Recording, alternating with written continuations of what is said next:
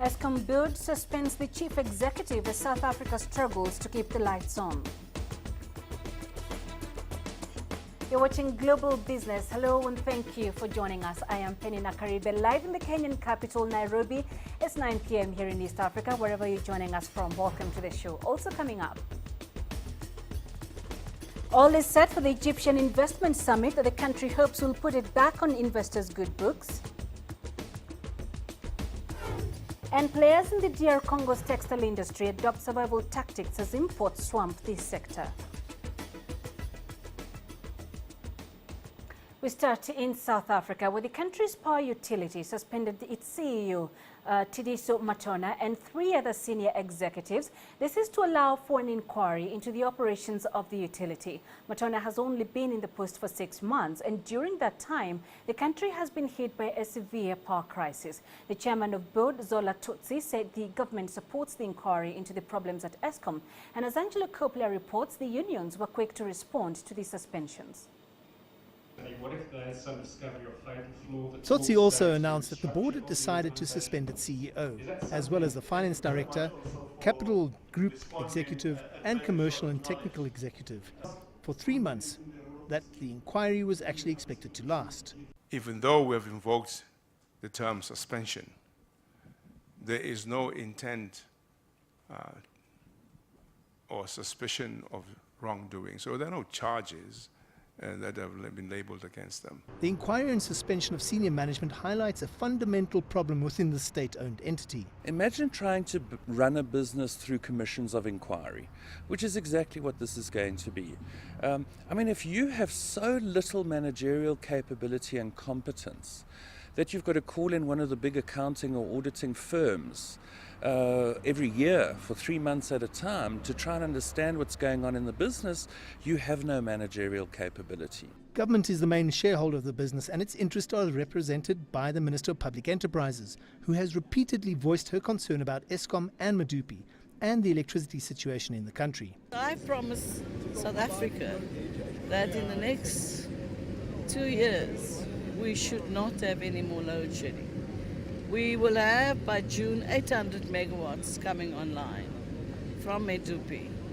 And very soon, before 2020, we'll have 10,000 megawatts coming online. But if there are any cost overruns, if there are any lagging in the building, we're in trouble. Union reaction was swift. The Solidarity Union welcomed the suspension and investigation, adding that Eskom can't be run as an extension of the state any longer. On the other hand, employer-employee relations are sure to be affected by this latest move, and this is something that the National Union of Mine Workers is concerned about. This is not helping in terms of labor relations, because we must start afresh, and we don't know how long the suspension will take. We know, for example, one senior management in Eskom has been for a year being suspended. While every effort was made to minimize the impact of this massive announcement, there's no question that the state-owned utility is in a state of crisis. I'm Angelo Coppola for CCTV outside the headquarters for Eskom in Johannesburg. Zimbabwe's latest proposal in its indigenization program is the amalgamation of all diamond mining companies in the country. The government plans to merge the mines, including the local unit of Rio Tinto, into one big farm in which the state will own half of the shares, the Minister of Mines said on Thursday. The government had previously said it wanted to merge some of the diamond companies operating in the Maranga area, in which it already owns half the shares, to enhance transparency. But Mines Minister Walter Chidakwa told Parliament that all the mines would be merged, including Rio Tinto's Muroa diamond mine in south-central Zimbabwe. Rio Tinto owns 78% of Muroa mine, which last year increased diamond output by 7% to 344,000 carats. Attention in Egypt will now turn to the economic conference and summit due to be held in the resort city of Sharm el-Sheikh. The conference starts on Friday and has an ambitious aim to make the country attract billions of dollars in foreign direct investment. Asar Hakim is in Sharm el-Sheikh and reports on the latest preparations. The economic conference is hours away. Last-minute preparations are in high gear ahead of receiving guests from over 80 countries. Organizers say 2,000 guests will attend the deliberations in Sharm el-Sheikh. Delegations and businessmen are already arriving to study business opportunities in Egypt. We are excited to be here. There is huge potential for partnerships in Egypt. We have 20 years experience in free zone areas and are willing to enter this fast-growing market. Sharm el-Sheikh, the host city, is located in southern Sinai, overlooking the Red Sea. Visiting Sharm this weekend could be an impossible mission. Hotel occupancy is nearly 100%. Sharm el-Sheikh is a touristic destination known for its warm weather, beautiful beaches and calm sea for tourists. Tourism is a main source of income for Egypt that has been hit hard due to the political instability in the last 3 years. Egyptian investors are at the venue to retain foreign investments in this industry. We need more care about expansion in airports, in marinas, in infrastructure, in everything. You know, it's not only hotels. The integrated development needs a momentum. We hope to provide this momentum, so when the tourism is picking up, and it started already, it would find full gear and would find full development surrounding it. As dignitaries flock into the city, you cannot miss the tight security presence around town. Sessions will take place in the convention center that can handle 2,500 delegates. A media lounge is located adjacent to the center. It's equipped with the relevant technical facilities for reporters covering the summit. The summit, which begins on Friday, is expected to host around 14 kings and heads of states, in addition to international financial institutions. It is seen by many here as a make or break opportunity for Egypt's economic development. Yasser Hakim for CCTV, Cairo. All right, so let's talk a little bit more about that investment conference. Adel Mahroui is live for us in Cairo. Adel, Egypt is hoping to attract billions of dollars through this investment conference. Which are the key areas that it's seeking investors to commit funds to? Well, there are plenty of areas. First of all, Egypt wants to use its success story in inviting or having Samsung and LG electronic tycoons from South Korea opening industrial factories in Egypt and using Egypt as a hub to export their products to Africa and the rest of the region. So this is one of the main points that Egypt wants to focus on, and boosting the industrial capabilities of the country is one of the main things Egypt has been working on for quite a long time, and electronics has been a fruitful field for that. Also, beside that, there will be a massive opportunity in the Suez Canal development and industrial zones that will be a huge area of development and industry along both the old Suez Canal and the new Suez Canal. Egypt hopes to open this August. Many countries have been invited to invest in this port and a hub that Egypt hopes that will expand the trade capacity in the country and the routes from Europe, South Europe to South Asia, as well as going on or moving along the Africa lines. At the same time, tourism and real estate are also two of the promising industries that Egypt has been working deeply on. Tourism, of course, Egypt is in desperate need to get as much support in that industry. The infrastructure has been quite volatile after the last 4 years where the tourism industry has been quite hit hard. Real estate, on the other hand, should be quite attractive for international investors, as Egypt has been going a huge legislative and infrastructure development process that makes real estate projects quite an attractive bid for many investors.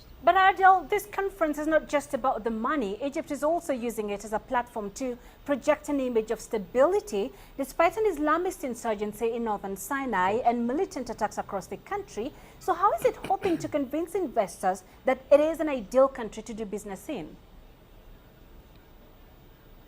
Well, as you've seen, Yasser, he's just told us that going in Sharm el-Sheikh has become a nearly impossible mission to do. Security is extremely intense. Media equipments, cameras, and all electronic equipments have been taken under the custody by the authorities since Tuesday, preparing for the conference. So the country is taking ultimate security measures to try to reflect to the businessmen that are coming. We're talking about over 1,700 700 businessmen and women are expected to be in this conference, beside heads of states and official representative delegations from other countries. So security is the key factor, but on the other hand, there are many challenges. The number of bomb attacks reported in the countries far from Sharm el-Sheikh, where the conference is, has been quite increasing. So it is quite a challenge, but Egypt at least is betting on selling Sharm el-Sheikh as a secure area and trying to give this sense of security to the investors first. All right, let's leave it there for now. Adel Mahri, live for us in Cairo. Thanks for joining us. Now, the first ever African Seed Access Index has been launched to encourage a vibrant seed sector serving smallholder farmers. A new analysis of African efforts to put more productive crop varieties into the hands of smallholder farmers has found progress, but also significant challenges in a region still shaking off decades of complacent government seed monopolies. Early on, I spoke to Ed Mabaya, head of the Textile project, on the challenges of quality seed provisions in Africa. The problem of access to seed is not unique to Kenya. All over East and Southern Africa, we're finding out that most smallholder farmers do not have access to the right varieties of seeds that prepare them for today's challenges. As you know, we are undergoing climate change in Africa. A lot of things are changing, so farmers need new tools that allow them to handle the challenges of today using seeds and technologies that are appropriate for today. Kenya is one of the countries that is facing problems, but it's certainly not unique to Kenya. In the other countries that we looked at Uganda, we looked at Zimbabwe, we looked at South Africa, and we looked at Uganda as well. We realized that each country has its own unique set of challenges that are somewhere along the delivery pathways from research and development all the way to access by smallholder farmers at retail level. Now, Africa is largely an agricultural continent, so why is there no proper investment in seed production? We think that the seed sector, like any other sector where the commercial sector is being active, requires an enabling environment for it to thrive. So historically, Africa has had government monopolies in the production of seed. It was only governments who could do this. And then this sector was deregulated in the 80s and 90s, and we found that private sector companies have come in. But it takes a lot of effort to make an environment that allows for investment within this sector. One of the key challenges we're facing is that even though these seed systems were deregulated, the big government parastatals did not necessarily go away. So in most of the countries that we're working in, you still find government parastatals that still work and operate within the seed production and retail. For example, here in Kenya, you have Kenya Seed Company that owns about 70 to 80% of the market for maize, which is one of the key crops here. We think that that level of access by a parastatal might stifle competitiveness, and it might discourage investors who would otherwise want to come here and build a private sector-led seed enterprise. So how will the African Seed Index work to ensure these shortfalls are reduced? So the African Seed Index will work in several ways. We know that access to seed is quite a constraint at smallholder level. That's just the starting point, or that is rather the end point of the delivery system. We realize that shortage at farmer level, and we are working backwards from then to see where are the choke points along the supply chain of in the delivery of seed. So once we identify these key issues, we do this for one particular country, and you're able to compare the performance of that country vis-a-vis the peer countries. So for example, Kenya and Uganda have very similar agricultural conditions. We're able to see what is Kenya doing well, what could it do better in. Then we create an environment where African countries can learn from each other. So indeed, we're finding out within this particular index that countries like South Africa that are doing extremely well with a very advanced seed sector are also performing poorly in some variables, such as availing seeds in small packages to smallholder farmers. Kenya, for example, is excelling within that particular category. I have here a bag of hybrid maize seed from Freshco. This is 1 kg. This is exactly what farmers need. Smallholder farmers need this technology to be available in small quantities that are easy to buy and easy to access. And we believe that Kenya is doing well within the certain areas, and other countries can learn from what it's doing in that particular area. But in other areas, it's not doing so well, and they can learn from countries like Zimbabwe and South Africa and Uganda that are also doing very well. So allowing for that comparison and encouraging that kind of competition is what will, at the end of the day, uplift the enabling environment on the entire continent. That's Dr. Ed Mabaya speaking to us earlier on. Now let's turn our attention to the markets. And South African stocks ended higher on Thursday, breaking a 3-day losing run, with heavily weighted mining shares adding the most points to the benchmark index as metal prices recovered. The benchmark JSE Top 40 index gained 1.04% to 46,303, and the broader all share index added 0.9% to 52,240.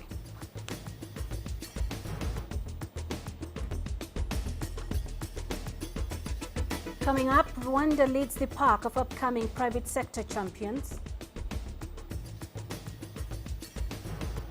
And Egypt's fixed phone line operator remains undeterred by growing penetration of mobile phones. Africa is on the move. It's home to 7 of the world's 10 fastest growing economies. We help you make sense of the fast-changing African business landscape. We take you where the business is happening. Global Business, weekdays at this time on CCTV Africa.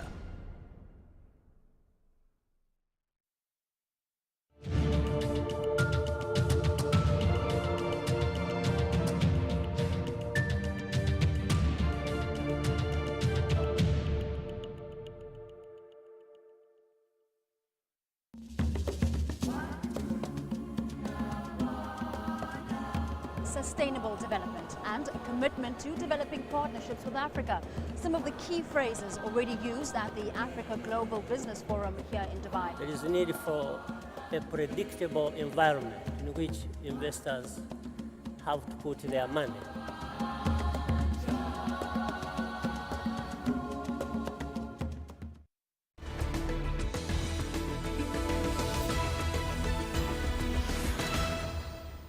You're watching Global Business. Welcome back. Now, Rwandan enterprises will this year dominate the Africa Guarantee Fund Awards for small and medium enterprises in Africa. Sosoma Industries, an agribusiness venture in Kigali, Rwanda, takes the SME of the Year award, while Village Group Limited, an interior design venture, has been picked for the Young Entrepreneur Award. Tabaki Freight Services International, a Kenyan firm, has been picked for the Best Regional Development Award. The Africa SME Champions Awards were launched to recognize SME entrepreneurs who are building well-financed and governed companies that are on the cutting edge of becoming new champions of Africa's private sector development. The Africa Guarantee Fund has been assisting financial institutions increase their financing to African small and medium-sized enterprises through the provision of partial financial guarantees and capacity development assistance since 2012. Now, Musa Biamana Tadi is the Director General at Sosoma Industries. He joins us live here in our Nairobi studios. First, what challenges have you experienced while building this enterprise that is now recognized as an emerging player in the private sector? Okay. The challenges of Sosoma Industries since the beginning, the first problem was to change the mind of the staff. Sosoma Industries was supported in the beginning by an NGO, which is called Duami Kadri. So it was very difficult to change the mind of the staff. The person who was working for an NGO, a non-profit making organization, to a profit-making organization which is called Sosoma Industries Limited. I have tried to change this mind as a managing by profession and by qualification. We have tried to change the mind of the staff, and now we are getting profit from Sosoma Industries. The other challenge faced by Sosoma Industries is the problem of packaging, and the problem of packaging is on the side of cost on the side of minimum order to be placed, on the side of transport cost, because now we are importing the packaging from China, it's far. We are importing packaging from India. So I think this is a problem that we are facing even now. Now, Sosoma Industries has evolved from an NGO to a company. Who are the shareholders and how does it operate? Okay, Sosoma Industries, even if it came from an NGO, the NGO is still there and if they are working together, the NGO is working on the supporting of cooperatives which are supplying raw materials to Sosoma Industries. According to the shareholders of Sosoma Industries, the shareholders are now 40, and we have 2 NGOs, including Duhami Kadri, the main shareholder, which hold 93% of the shares, and the others 38 are private company, private individual, sorry. All right, so we've got to leave it there for now. Musa Biamana Tadi, the Director General at Sosoma Industries, thank you for joining us. Now, Telecom Egypt's Chief Executive Officer Mohamed Al Nawawi says that fixed line monopoly plans capital expenditure of $450 million in 2015. It will be spent mainly on upgrading its network. He says that the spending represents an all-time high for capex, but the firm reported a 31.4% slump in profits for last year, citing operational costs related to license fee payments and tax liabilities. The Egyptian government owns an 80% stake in Telecom. Yasser Hakim has more. Since the introduction of mobile phones in the mid-90s, the fixed lines have dropped back. Estimates show over 40% less consumption. 3 private operators are running the mobile market in Egypt, raking in over 100 million clients. Of course, I depend on mobile phones. The home lines are not needed anymore, not convenient like mobile. Fixed lines are monopolized by the state-owned Telecom Egypt, which services 35 million clients. In spite of posting a 31% drop in profits in 2014, it announced a 10% increase in revenues from its internet services. That's why it will spend $450 million in 2015 to strengthen its infrastructure and high-speed internet services. It's planning to expand further. It will re-enter the mobile market and could become the 4th mobile operator in the country in 2015. With all the political upheaval here, this is the only industry that has seen a surge and growth. It has not been affected like other industries. There's a strategy for our management which is based on strengthening the network and services to create more clients.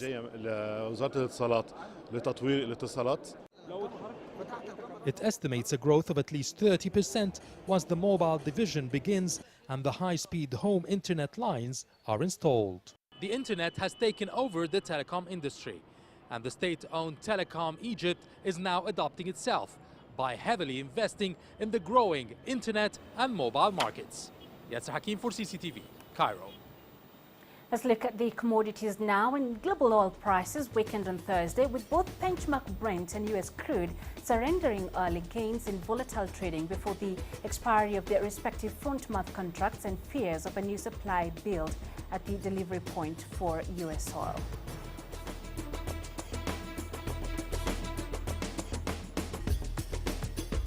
Coming up, players in the DR Congo's textile industry adopt survival tactics as imports swamp the sector.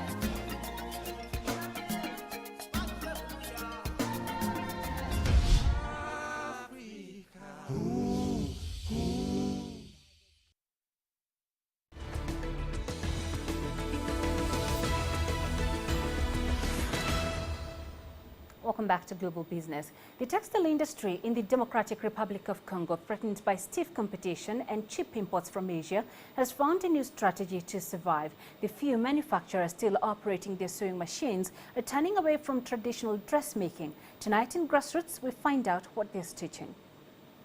The Democratic Republic of Congo's textile industry, like many in Africa, has not been spared stiff competition from cheap imports from Asia, infrastructural changes, and high cost of production. The few surviving manufacturers are finding new ways to counter the unfair competition. With the support from government, the companies are now venturing into making uniforms for their national security force. Okaso's sewing workshop is one of the few surviving textile companies.